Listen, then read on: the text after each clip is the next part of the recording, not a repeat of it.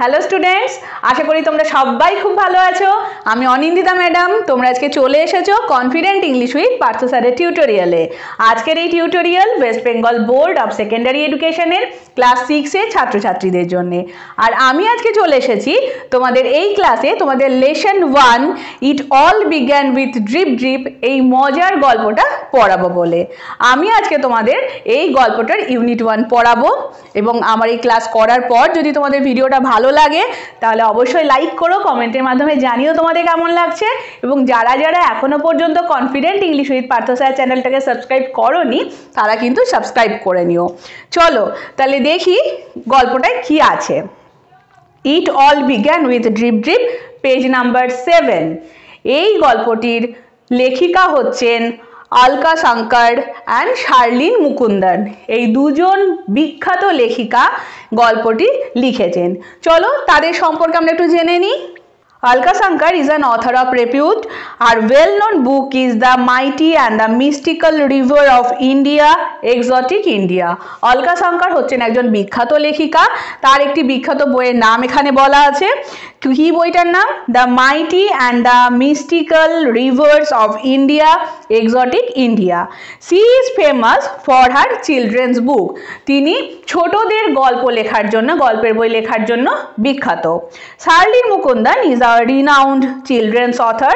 শার্লিন মুকুন্দনও একজন বাচ্চাদের খ্যাতনামা বাচ্চাদের গল্পের লেখিকা।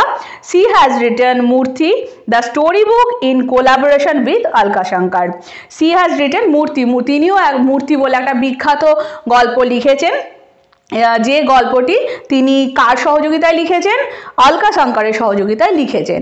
আজকে আমরা যে গল্পটা পড়বো ইট all began with drip drip, এই মজার গল্পটিও অলকা শঙ্কর এবং শার্লিন মুকুন্দন দুজনে মিলে লিখেছেন। এই গল্পটি যখন আমরা পড়বো তখন দেখতে পাবো যে গল্পটা শুরু হচ্ছে ড্রিপ ড্রিপ দিয়ে। ড্রিপ ড্রিপ বলতে কি? ড্রিপ ড্রিপ মানে হচ্ছে বৃষ্টির যে টিপ টিপ করে জল পড়ে, সেই ফোঁটা ফোঁটা জল যখন পড়ে সেই যে আওয়াজ, সেটাকেই বলা হচ্ছে ড্রিপ ড্রিপ।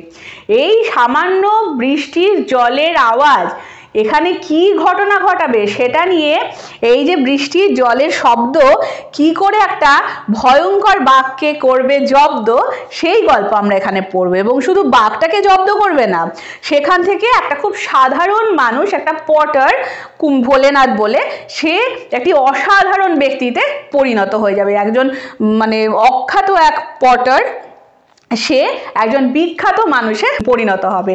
তো চলো আমরা গল্পটা পড়ি, দেখি কি আছে গল্পে। A tiger was caught in a storm. একদিন একটা বাঘ একটি প্রবল ঝড় বৃষ্টির মুখে পড়েছে। স্টর্ম মানে হচ্ছে ঝড় বৃষ্টি, প্রবল ঝড় বৃষ্টি। এখানে কিছু কিছু ওয়ার্ড তোমাদের আমি লিখিয়ে দেব। স্টর্ম,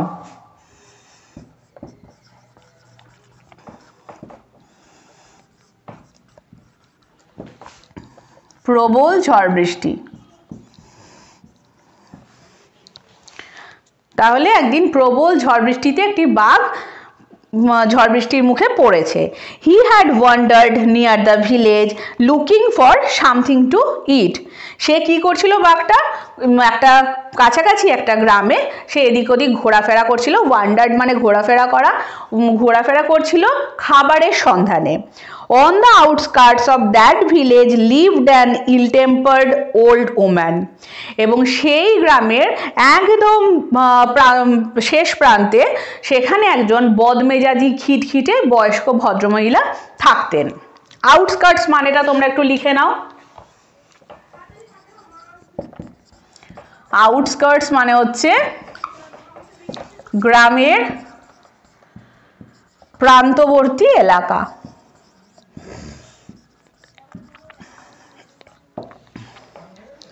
আর ইল টেম্পার্ড মানে হচ্ছে,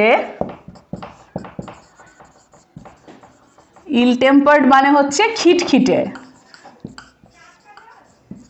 খিটখিটে। The tiger huddled in shelter close to the wall of the woman's heart. এরপরে কি হলো? বাঘটি কি করলো? সেই ভদ্রমহিলার কুড়ে ঘরের পাশে একদম কুকড়ে গিয়ে বসলো। হাডেলড মানে হচ্ছে কুকড়ে বসে থাকা। প্রচণ্ড ঝড় বৃষ্টি হচ্ছে, বৃষ্টি পড়ছে, সেই বৃষ্টিতে বাঘের শীত করছে, বাঘটা একদম কুঁকড়ে গিয়ে সেই ভদ্রমহিলার কুঁড়ে ঘরের দেওয়ালের গা ঘেঁষে বসলো। হাডেলড কথার অর্থটা তোমরা একটু লিখে নাও।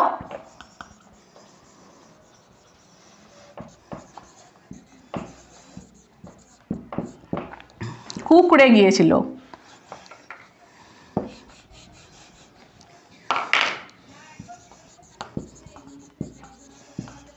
কুঁকড়ে বসেছিল। The old man was feeling very ill-tempered that night. ভদ্রমহিলা তো বয়স্ক ভদ্রমহিলা এমনিতেই বদমেজাজি খিটখিটে ছিলেন, কিন্তু সেই রাত্রে সেই ভদ্রমহিলা আরো বেশি খিটখিটে হয়ে গেছিলেন। কেন? The rain water was leaking through the roof. সেই ভদ্রমহিলার ছাদ থেকে, ছাদের কোনো একটা ফুটো থেকে বৃষ্টির জল টিপ টিপ করে বেয়ে বেয়ে তার ঘরে পড়ছিল। ন্যাচারালি তার খুব বিরক্ত লাগছে, তাকে জিনিসপত্র সরাতে হবে, ঘরে যা জিনিসপত্র আছে সেগুলো ভিজে যাবে।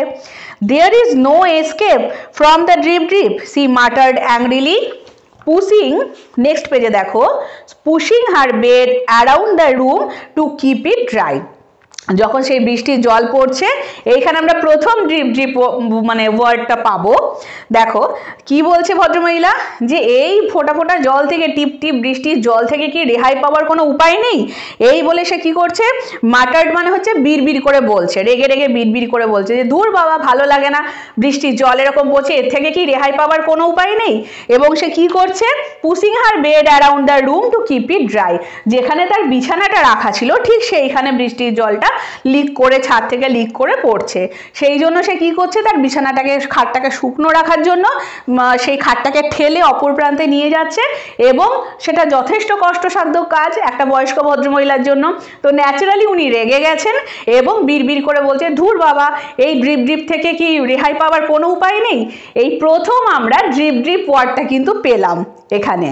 এরপরে দেখবো যে সেই ড্রিপ ড্রিপ থেকে কি ঘটনা বা দুর্ঘটনা ঘটতে চলেছে। এরপরে দেখো মাটার্ড কথার অর্থটা তোমরা লিখে নাও। মাটার্ড কথার অর্থ হচ্ছে বিড়বিড় করা। যেহেতু এটা পাস্ট টেন্সে আছে তাই আমি লিখছি বিড়বিড় করছিল।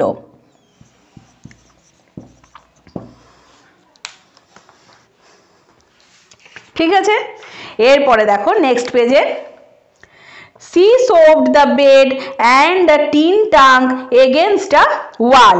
সে কি করলো, তার বিছানাটাকে এবং একটা টিনের ট্যাঙ্ক, একটা বাক্স, টিনের একটা বাক্স, সেই দুটোকে জোরে দেওয়ালে গিয়ে ধাক্কা দিল। গায়ে জোরে সে সরাচ্ছে, অতএব যে দেওয়ালে গিয়ে লাগলো জোরে সেখানে ধাক্কা খেলো। সোফট মানে হচ্ছে ধাক্কা দিল।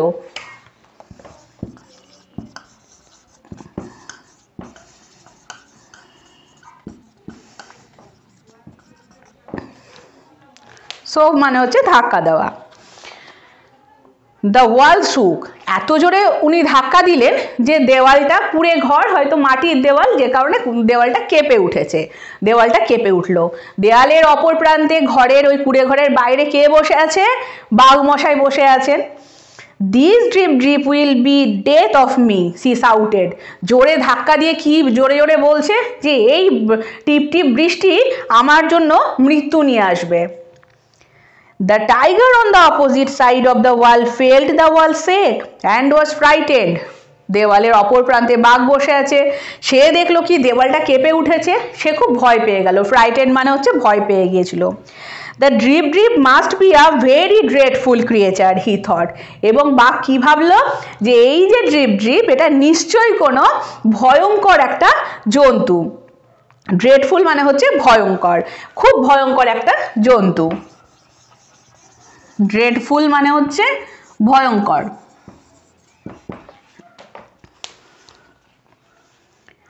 Meanwhile, Bholenath the potter was out in the night looking for his donkey in the storm. ইতিমধ্যে, meanwhile কথার অর্থ হচ্ছে ইতিমধ্যে। ইতিমধ্যে কি হয়েছে, এইদিকে তো এই ঘটনা ঘটছে, অপরদিকে ভোলেনাথ, ভোলেনাথকে, ভোলেনাথ হচ্ছে না পটার। পটার মানে কি তোমরা সবাই জানো, পটার মানে হচ্ছে কুমোর, যারা মাটির কাজকর্ম, মাটির জিনিসপত্র তৈরি করেন। was out in the night, সেই রাত্রে ঘর থেকে বেরিয়েছে কি করার জন্য, looking for his donkey in the storm. কাকে খোঁজার জন্য বেরিয়েছে, তার গাধাকে খোঁজার জন্য সেই ঝড়ের রাত্রে বেরিয়েছেন। Suddenly he saw an animal huddled in the dark against the wall of the woman's hut. হঠাৎ করে অন্ধকার রাত, চারিদিক অন্ধকার, প্রচণ্ড ঝড় বৃষ্টি হচ্ছে। সেই অন্ধকার রাত্রে ভোলেনাথ হঠাৎ লক্ষ্য করলো, সে তার গাধাকে খুঁজতে বেরিয়েছে, হঠাৎ দেখতে পেল যে একটা কুঁড়ে ঘরের বাইরে একটা জন্তু কুঁকড়ে বসে আছে, জড়সড় হয়ে বসে আছে। এইবার শুরু হবে সেই ভুল। কি করবে ভোলেনাথ সেটা কিন্তু আমরা পরবর্তী অংশে ইউনিট 2-তে দেখব। পরবর্তী গল্প জানার জন্য আমার এই ভিডিও দেখতে হবে তাহলে, এবং ইউনিট 2টা দেখতে হবে, তাহলে কিন্তু জানা যাবে যে পরবর্তীতে ভোলেনাথ এই যে বাঘকে দেখলো কুকুরে জড়সড় হয়ে ভয়ে বসে আছে, সেটা দেখে ভোলেনাথ কি করবে সেটা আমরা জানতে পারবো ইউনিট 2-তে। আজকে এটুকুই আমি তোমাদের পড়াবো, কেন কি ইউনিট 1 এইটুকুই। এর সাথে সাথে আমি তোমাদের অ্যাক্টিভিটিসগুলো করিয়ে দেবো। অ্যাক্টিভিটিগুলো কিন্তু খুবই ইম্পর্টেন্ট। তোমাদের যে অংশটা তোমরা পড়বে অ্যাক্টিভিটিসগুলো কিন্তু সেই অংশের থেকেই থাকবে। অতএব সেই পোর্শনটা, যে পোর্শনটা তোমরা পড়বে সেটা খুব ভালো করে পড়তে হবে তোমাদের ঠিকঠাক অ্যাক্টিভিটিসগুলোর আনসার করার জন্য। চলো অ্যাক্টিভিটি 1-এ কি আছে দেখি। কি বলেছে অ্যাক্টিভিটি 1-এ? Tick the correct alternative.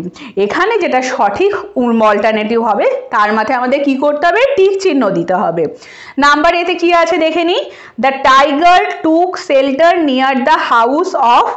বাঘ আশ্রয় নিয়েছিল কার ঘরের কাছে? নাম্বার 1-এ আছে অ্যান ওল্ড ওম্যান, নাম্বার 2-তে আছে অ্যান ওল্ড ম্যান, নাম্বার 3-তে আছে আ নেবার।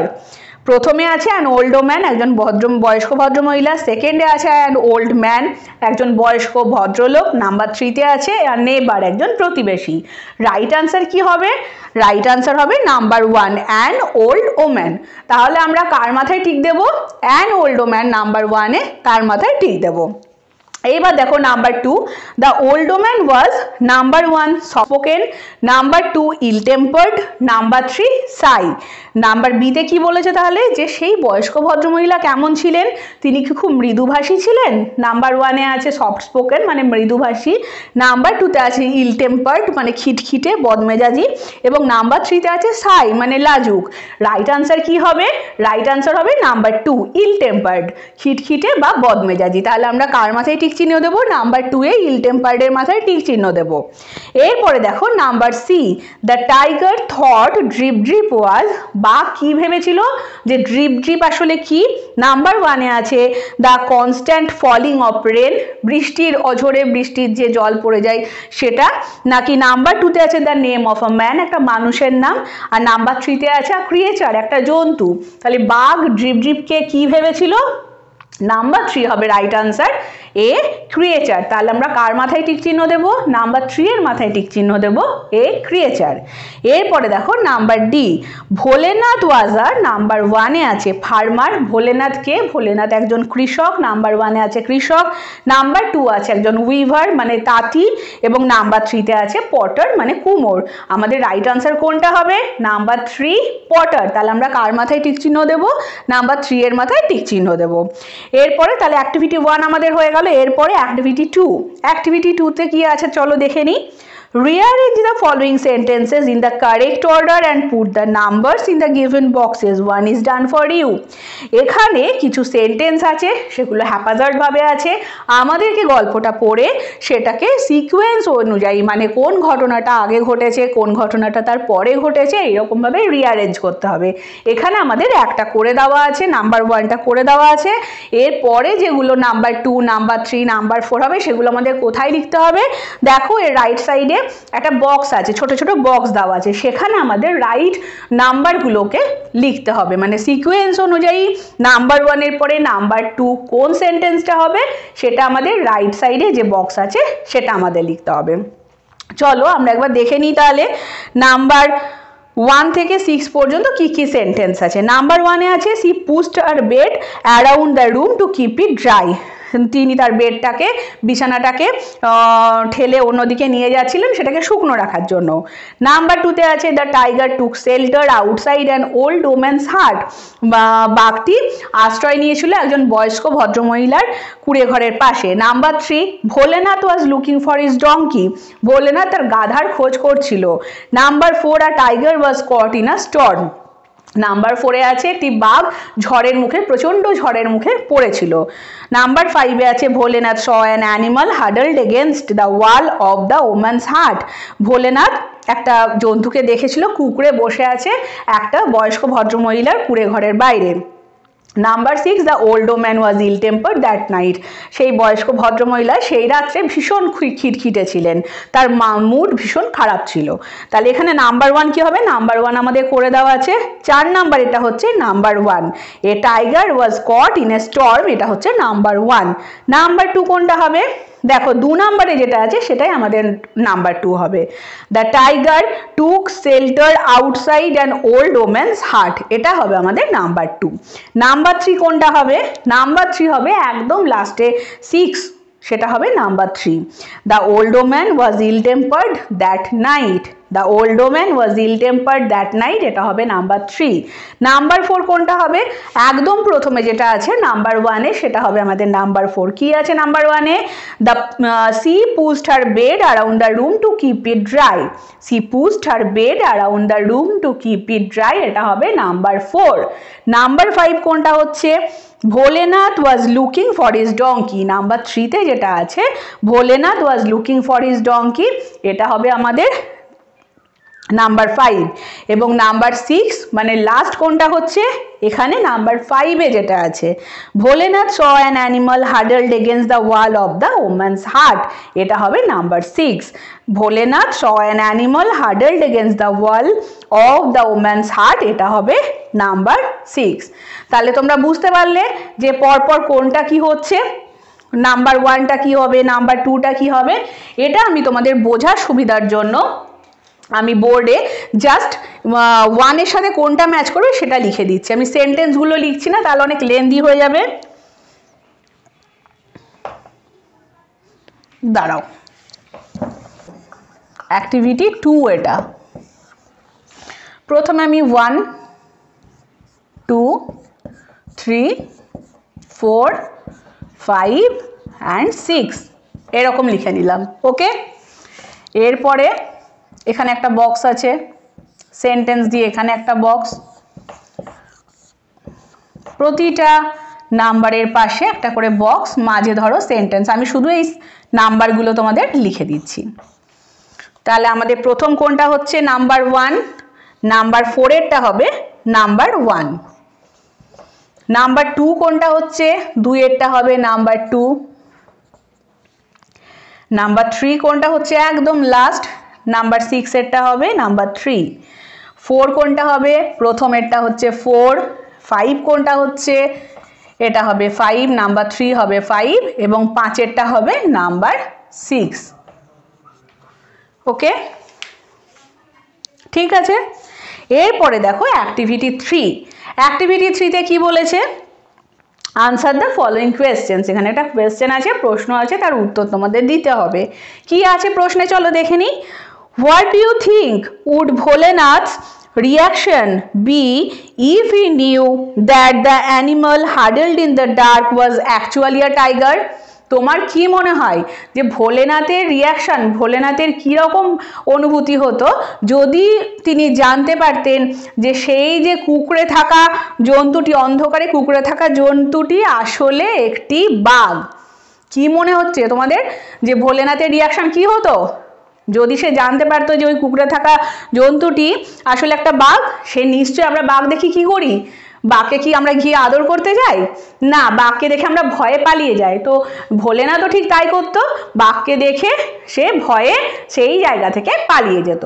চলো তাহলে আমরা আনসারটা লিখে নিই বোর্ডে। আমি তোমাদের যখন আনসার লেখাচ্ছি তখন তোমরা একটা জিনিস লক্ষ্য করো যে এই প্রশ্নে যেরকম আছে ঠিক সেইভাবে কিন্তু আমরা সেন্টেন্সগুলো সাজাবো। প্রশ্নে যে টেন্সে আছে আমরা কিন্তু উত্তরও সেই টেন্সেই দেওয়ার চেষ্টা করব। তোমরা অনেক সময় করো কি, প্রশ্ন হচ্ছে হয়তো পাস্ট টেন্সে, তোমরা উত্তরটা দিয়ে দিলে ফিউচার টেন্সে। এইরকম করলে কিন্তু হবে না, যে টেন্সে প্রশ্নটা থাকবে আমাদের উত্তরও সেই টেন্সেই দিতে হবে। কি লিখবো আমি শুরু করব যে ভোলেনাথ, ইফ ভোলেনাথ নিউ, এইখানে দেখো আছে ইফ হি নিউ, তাই তো? এইখানে আমি কি করব, ইফ হি এর জায়গায় হিটাকে চেঞ্জ করে আমি ভোলেনাথ লিখব। কেন হি বললে তো বোঝা যাবে না যে কাকে মিন করছে, ওই জন্য আমি এখানে হি এর জায়গায় ভোলেনাথ করব। ইফ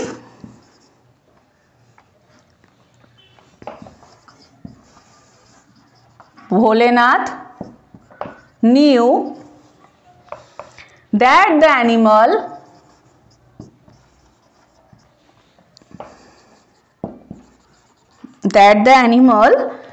তারপরে যেভাবে ঠিক ইনভার্টেড কমার মধ্যে ওয়ার্ডটা আছে, যেহেতু এটা বইয়ের লাইন ওই জন্য ইনভার্টেড কমার মধ্যে আছে, আমরাও ঠিক আনসার করার সময় ওইভাবেই উত্তর দেব। Huddled in the dark,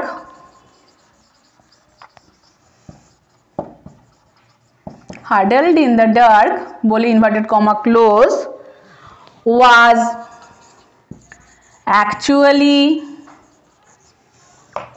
a tiger বলে এখানে আমি কমা দেব। তাহলে এত দূর পর্যন্ত কিন্তু আমি বইয়ে যা আছে ঠিক সেটাই লিখলাম। এরপরে আমি আনসারটা লিখব যে তিনি কি করতেন তাহলে ভোলেনাথ। এইবার আমি হি কথাটা অ্যাড করব, যে হি would have been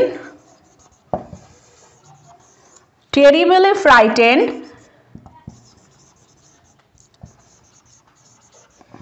and ran away।